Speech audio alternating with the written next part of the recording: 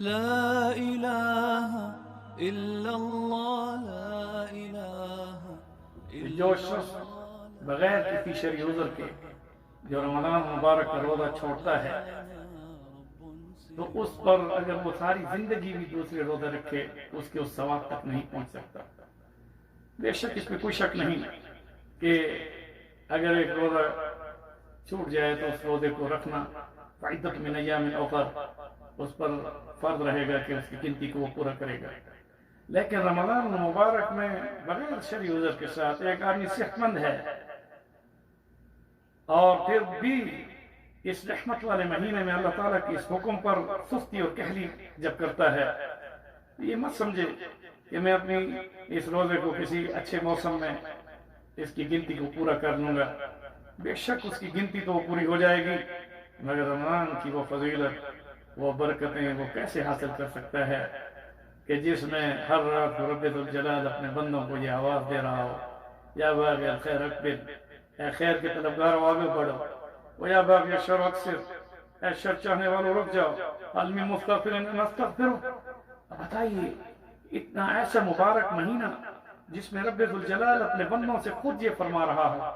کہ کوئی ہے معافی کا طلبگار تو اس کو معاف کر دوں، اور اس میں بھی یہ صحت مند آدمی ہو اور کوئی شرعی عذر بھی نہ ہو، بیمار بھی نہ ہو، سفر بھی نہ ہو، اور پھر بھی روزے کو چھوڑ دے۔ حضرت علی کرم اللہ وجہ رضی اللہ تعالیٰ عنہ ارشاد فرماتے ہیں کہ جو شخص رمضان کے مہینے کا ایک دن کا روزہ بھی بغیر شرعی عذر کے چھوڑ دے تو ساری زندگی بھی اگر اس کے بدلے میں وہ روزہ رکھتا رہے تو رمضان کے مہینے کے ایک دن کے اس روزے کا ثواب حاصل نہیں کر سکتا۔ یہ ثواب کی بات ہے۔ رہا ہے بنی الاسلام علی خمس، اللہ تعالیٰ نے اسلام کی بنیاد 5 چیزوں پر رکھی، جس میں کلمہ شہادتین کے ساتھ اشہد ان لا الہ الا اللہ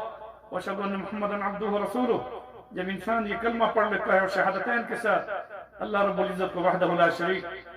مانتے ہوئے، رسول کریم صلی اللہ علیہ وسلم کو اللہ کا آخری نبی اور رسول رحمت للعالمین جب تسلیم کر لیتا ہے تو اس پر نماز فرض کر دی جاتی ہے۔ نماز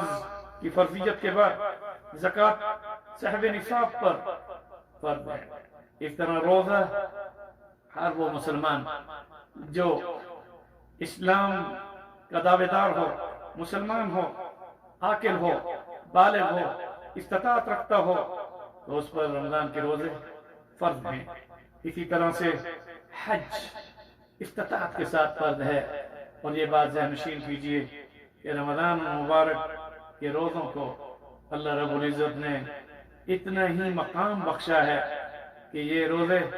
ہر عاقل بالغ مرد عورت پر فرض کر دیے گئے ہیں، اور اس کے بدلے میں رب ذوالجلال نے وہ انعام بخشا ہے کہ فرمایا نماز پڑھو گے تو جنت ملے گی، زکوٰۃ دو گے تو قبر کے بچھو اور سانپوں کے عذاب سے بچو گے، صدقہ و خیرات کرو گے تو مصیبتوں اور پریشانیاں صدقۃ دافع البلاء اس سے تمہاری مصیبتیں ٹلیں گی، حج کرو گے لیس لہ الجزاء الا الجنہ، حج المبرور، حج مبرور کا درجہ اور ثواب رسول اکرم صلی اللہ علیہ وسلم نے ارشاد فرمایا لیس لہ الجزاء الا الجنہ، اس کی جزا سوائے جنت کے اور کچھ نہیں مگر روزہ۔ الصوم لی وانا اجزی بہ، فرمایا روزہ میرے لیے ہے، اس روزے میں کوئی ریاکاری نہیں، تو اس لیے اس کا بدلہ اللہ نے کیا دیا ہے، فرمایا عبادات پر جنت مگر روزے پر میرا دیدار۔ اللہ رب العزت ہم سب کو قیامت کے دن رسول کریم صلی اللہ علیہ وسلم کے دست اقدس سے حوض کوثر کا جام نصیب فرمائے، اور شفاعت نبی صلی اللہ علیہ وسلم سے اللہ اپنے فضل و کرم سے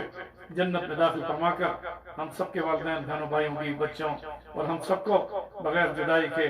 رب ذوالجلال اپنے پیارے نبی صلی اللہ علیہ وسلم کی مجلس میں اپنا دیدار اور رضا کا سرٹیفکیٹ نصیب فرمائے۔ سبحان ربک رب العزت عما یصفون وسلام علی المرسلین والحمد للہ رب العالمین۔